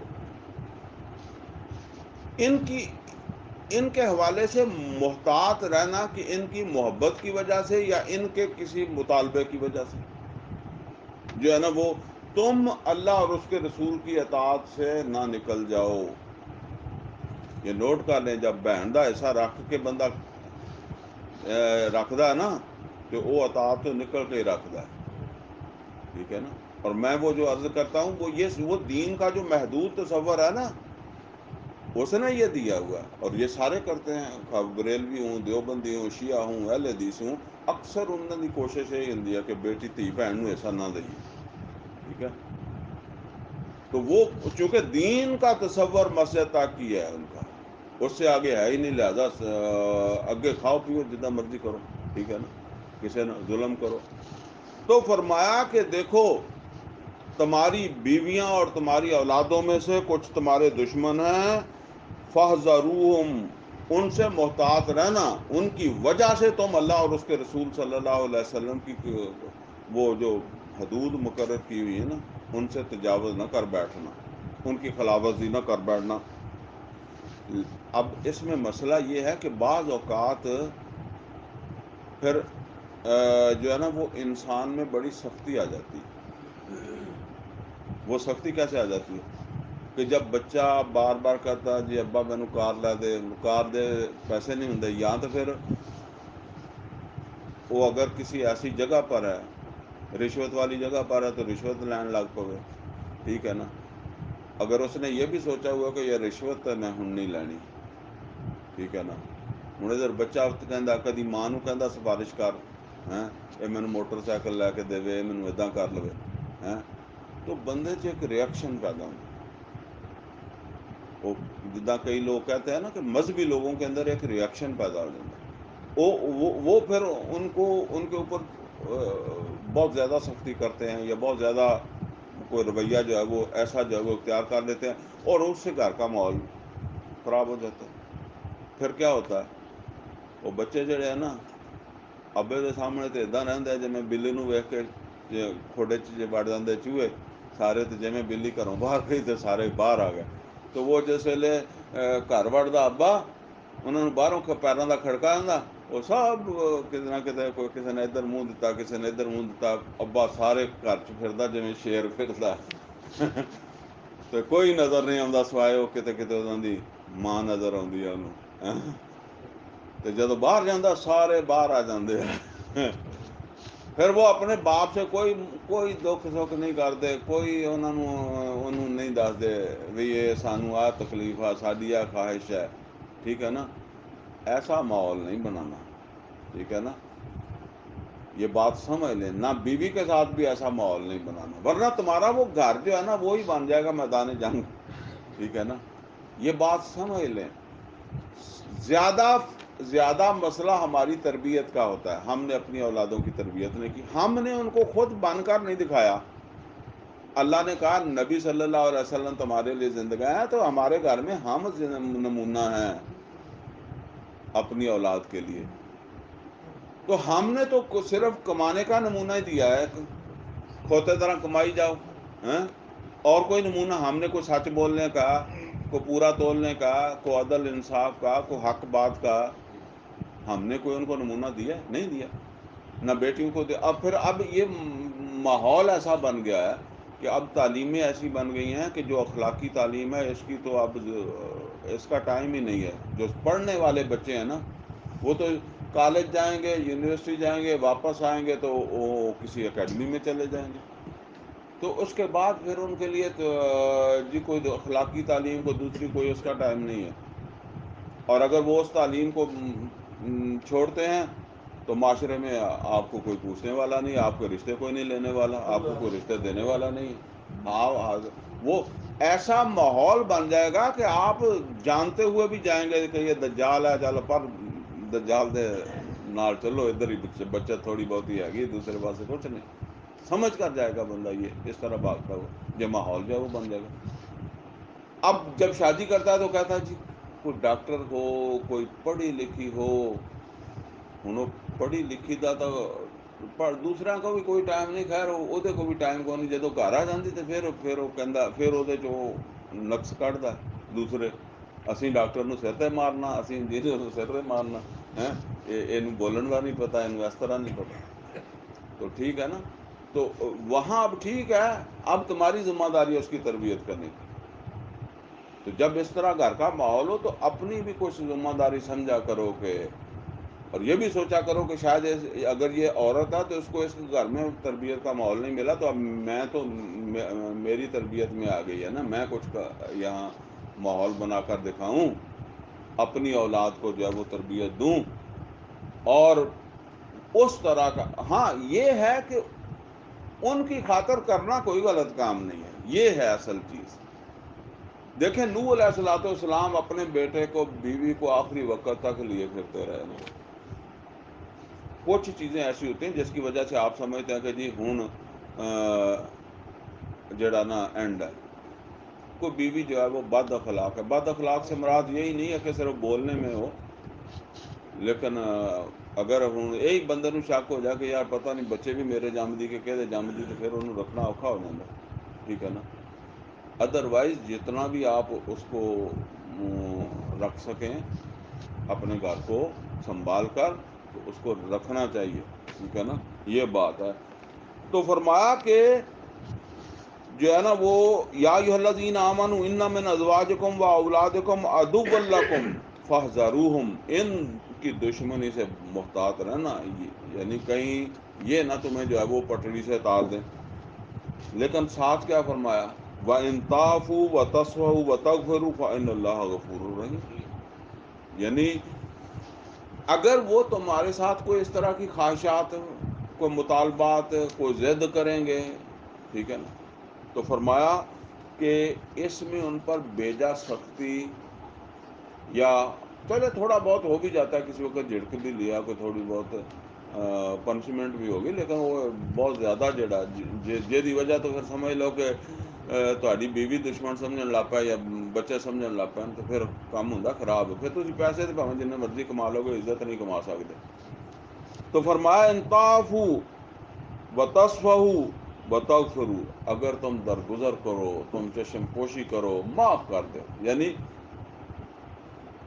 کسے ویلے انہاں دیاں ایسیاں گلاں جڑیاں انہاں نوں، جداں کہندے ماں پتر گل کر رہا سی موٹر سائیکل دی، ابے نو آ کے کول دی لنگھیا تے چپ ہو گئے، ہن کیا کی گل کرتے سی، کی گل کرتے، کہ چپ کر کے این نکل گیا، میں سنی ہی نہیں، ٹھیک ہے نا۔ فرمایا کہ اگر تم چشم پوشی کرو، درگزر کرو، معاف کرو، کوئی ایسی بات ہو گئی ہے، فَإِنَّ اللَّهَ غَفُورٌ رَحِيمٌ، تے اللہ بھی کنیاں لوگاں دیاں گلاں سندا، تہاڈیاں سندا، معاف کر دیندا، دیکھدا بھی ہے، معاف کر دیندا۔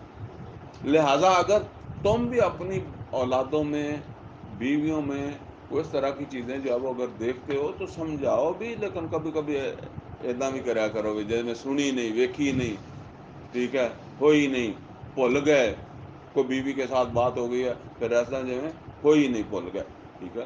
اور یہ اس لیے ہے، یہ اللہ کا کلام ہے، ورنہ دیکھیں جب ایک دشمن کہہ دیا ہے تو پھر ہو سکتا ہے بندہ پھر واقعی دشمن سمجھے لگے، پہلے انہاں دا تو کام کرانا، یہ بھی جہاد ہی ہے نا، پھر تو نکل آئے گا اگوں حل کہ ایتھے بھی جہاد ہی ہویا۔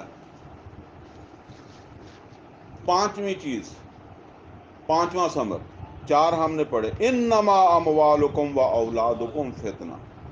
اب یہاں اولاد اور مال آ گئے، بیوی کو نکال کر، بیویوں کو نکال کر یہاں مال کے ساتھ اولاد کا ذکر آ گیا۔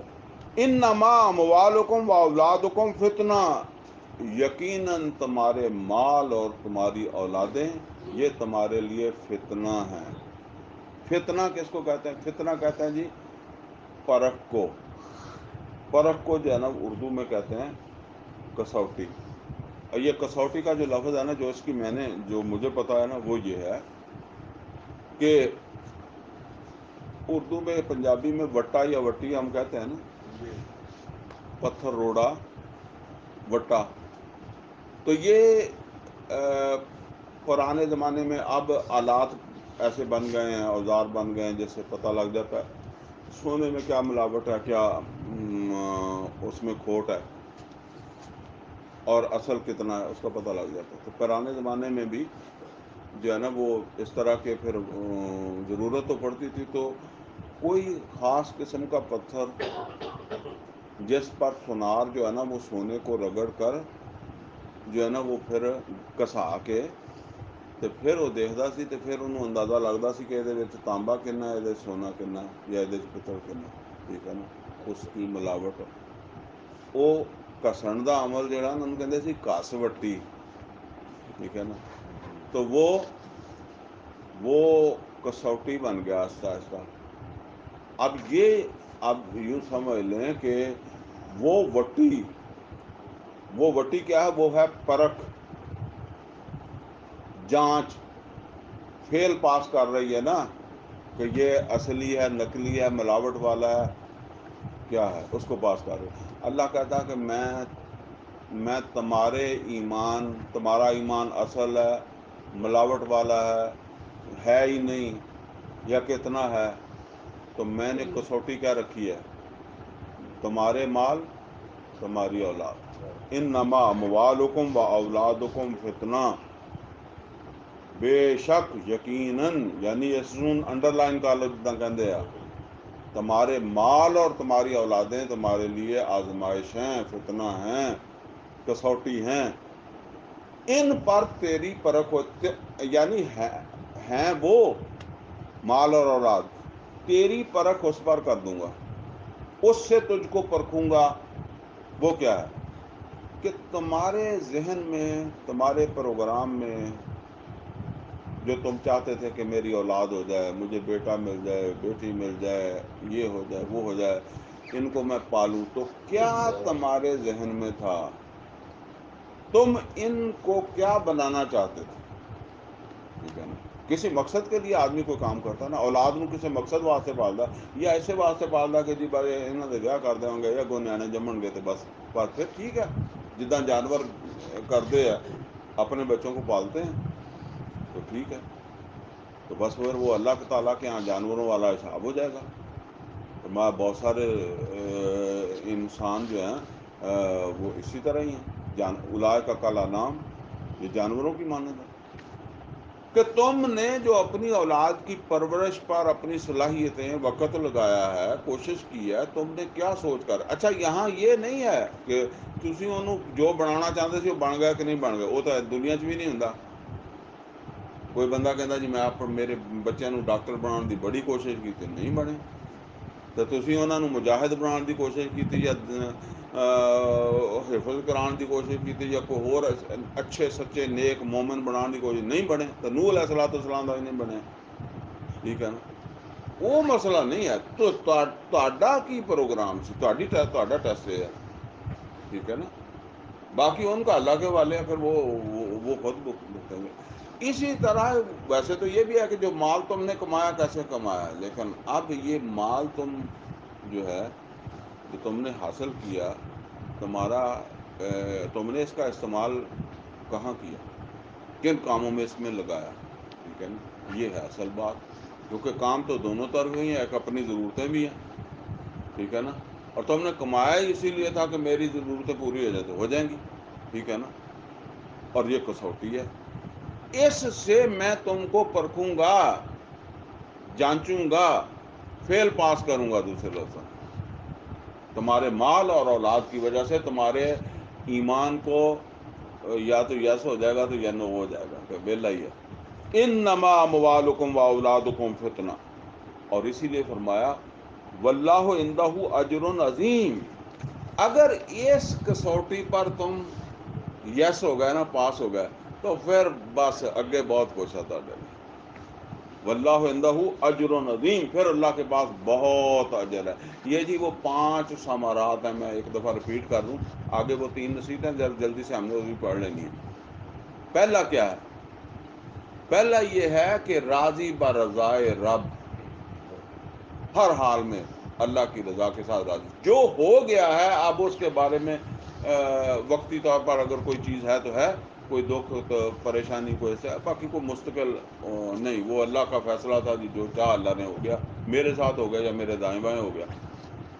دوسرا کیا ہے کہ شعوری طور پر میں نے زندگی گزارنی ہے اللہ اور اس کے رسول کی اطاعت میں۔ اور تیسری کیا ہے کہ اللہ اور اس کے رسول کی اطاعت میں زندگی گزارتے وقت توکل صرف اللہ کی ذات پر، ٹھیک ہے نا۔ کوشش تو کرنی ہے نا، آخر زندگی گزارنے کے لیے وسائل بھی چاہیے اور بھی ہے، تو توکل کسی چیز پر نہیں ہو، اپنی کوشش پوری کرنی ہے اور توکل اللہ کے اوپر ہونا چاہیے۔ چوتھا کیا ہے؟ چوتھا یہ ہے کہ رشتوں میں احتیاط، یعنی رشتہ داری نبھاتے ہوئے احتیاط، خاص طور پر بیویاں اور اولاد، کہ یہ تمہیں اللہ تعالیٰ کی اس حدود سے باہر نہ لے جائیں۔ اور پانچواں ثمر کیا ہے؟ پانچواں ثمر یہ ہے کہ تمہاری اولاد اور تمہارا مال یہ تمہارے لیے پرکھ ہے، کسوٹی ہے، اس پر تمہیں فیل پاس کروں گا اللہ، اور اگر اس پر پاس ہو گئے واللہ عندہ اجر عظیم، تو اللہ تعالیٰ کے پاس بڑا اجر ہے۔ اب تین نصیحتیں آ رہی ہیں جی، مختصرا سے زیادہ تفصیل میں نہیں جائیں گے ہم انشاءاللہ۔ فرمایا لہذا، گلاں سمجھانے کے بعد نا جدہ کہتا ہے لہذا، اس طرح لہذا فاتقوا اللہ مستطعتم، اللہ کے تقوی کے ساتھ زندگی گزارو جتنا تم سے ہو سکے، یعنی اپنی کوشش پوری کرو اور اللہ نے کوشش ہی دیکھنی ہے، ٹھیک ہے نا، اپنی کوشش پوری ہونی چاہیے خلوص کے ساتھ۔ فاتقوا اللہ مستطعتم، اور دوسری بات کیا ہے؟ واسمعوا واطیعوا، اور اللہ کے رسول صلی اللہ علیہ وسلم کا حکم سنتے رہو اور مانتے رہو، ٹھیک ہے نا۔ یہ نصیحتیں ہیں۔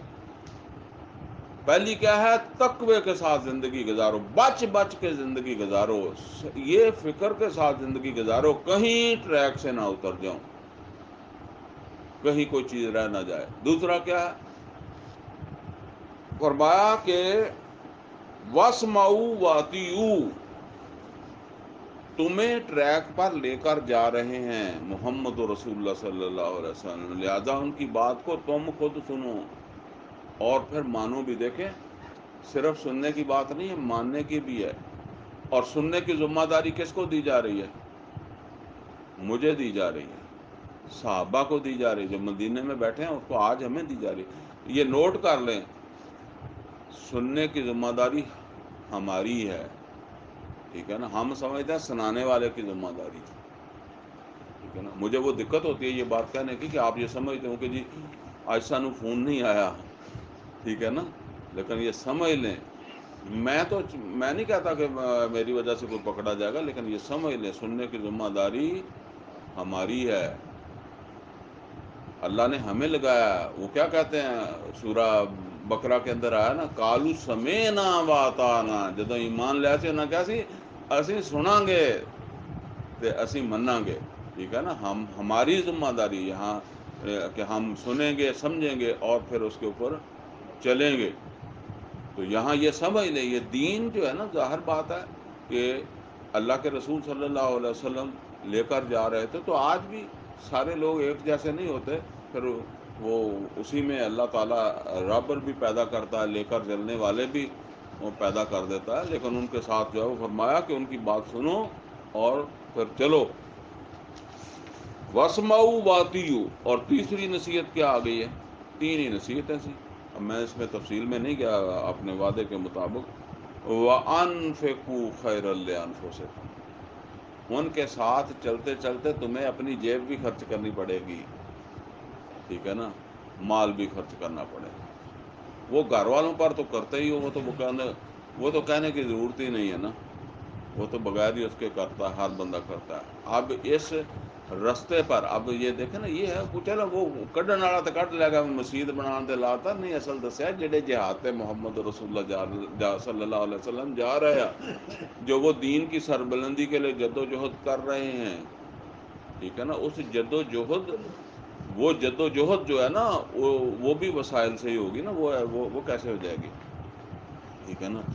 تو وہ انفقوا خیر لانفسکم، اس رستے میں خرچ کرو، اللہ کے دین کی سربلندی کے لیے خرچ کرو، یہ تمہارے لیے جو ہے وہ خیر ہے، بہتر ہے۔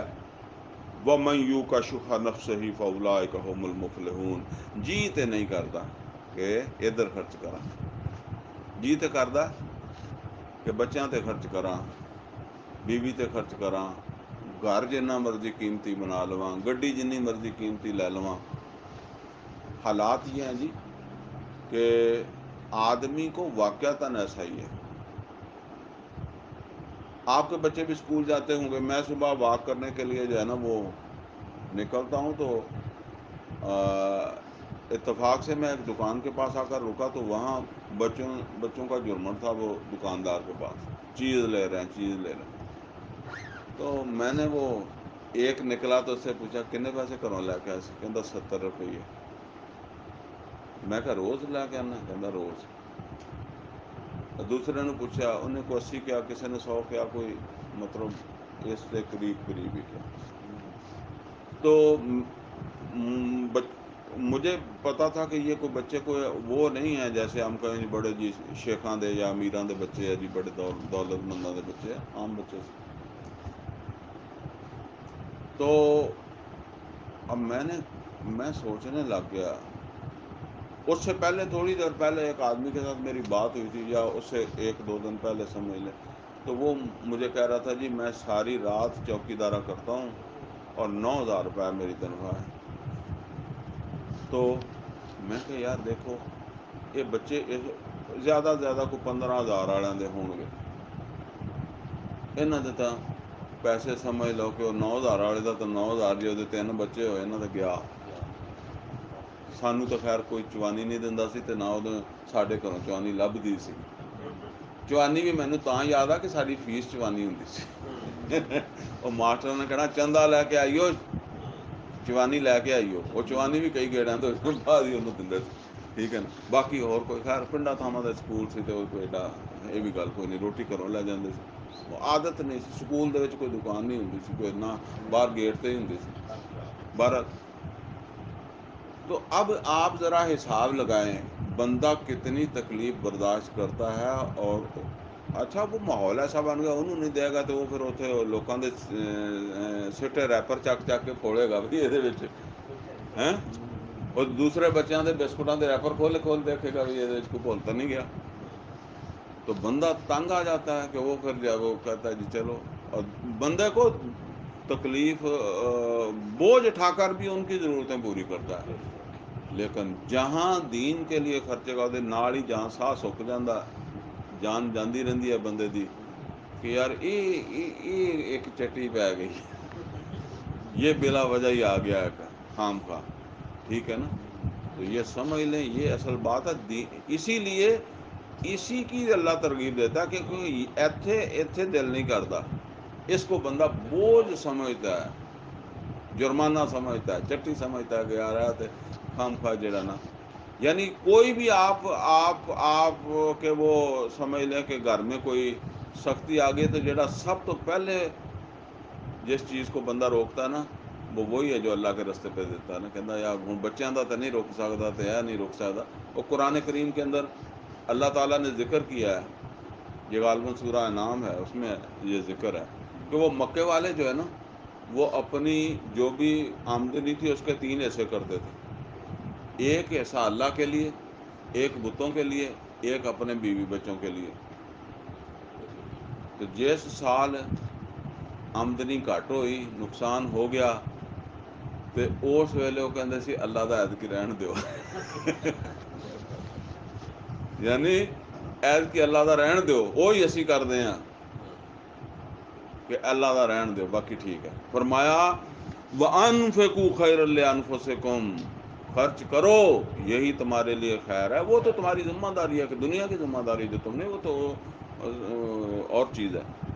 وَمَن يُوقَ شُحَّ نَفْسِهِ فَأُولَٰئِكَ هُمُ الْمُفْلِحُونَ، جو اپنے جی کے لالچ سے، یعنی وہ جی نہیں چاہتا، جو جی کو شکست دے کر جو ہے نا وہ اللہ کے راستے پہ خرچ کر گیا، فاولئک هم المفلحون، وہ ہے کامیاب۔